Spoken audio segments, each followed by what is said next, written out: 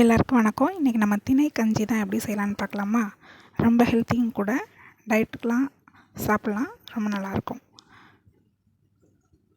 இதுக்கு நான் அரை கிளாஸ் திணை எடுத்திருக்கேன். இது ஒரு 25 to 30 கிராம் இருக்கும். சின்ன கிளாஸுக்கு ஒரு ஆளுக்கு தான் நான் பண்ணுறேன், அதனால் கொஞ்சமாக எடுத்திருக்கேன். 10 சின்ன வெங்காயம், 4 பல் பூண்டு.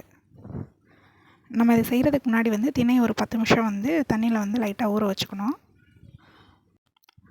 ஊற வச்சு ஒரு 2-3 டைம் நல்லா வாஷ் பண்ணி எடுத்து வச்சுக்கணும் தனியாக.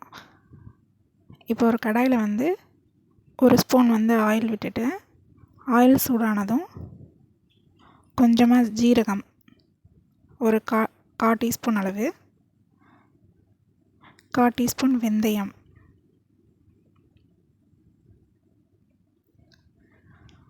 நாலே 4 மிளகு மட்டும்.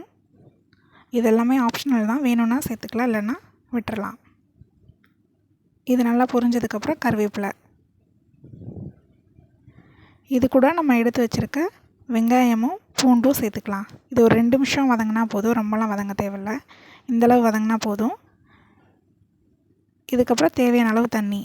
இப்போ ஒரு கிளாஸ் நம்ம ரைஸ் எடுக்கிறோம் அப்படின்னா 6 கிளாஸ் தண்ணி சேர்த்துக்கணும்.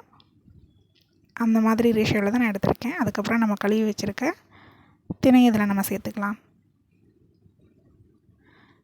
இது கூட தேவையான அளவு உப்பு. ஒரு 10 நிமிஷத்துலேயே பாதி வெந்துடும், ஒரு 20 நிமிஷத்தில் ஃபுல்லாக வெந்துடும். குக்கரில் வைக்கிறதா இருந்தால் ஒரு 3 விசில் 4 விசில் வச்சாலே போதும், நல்லா வெந்துடும். நான் ஒரு ஆளுக்கு செய்கிறனால இது சும்மா சின்ன வடைச்சட்டியிலே வச்சுட்டேன். கடைசியாக மல்லிச்செடியும் புதினாவும் போட்டிருக்கேன்.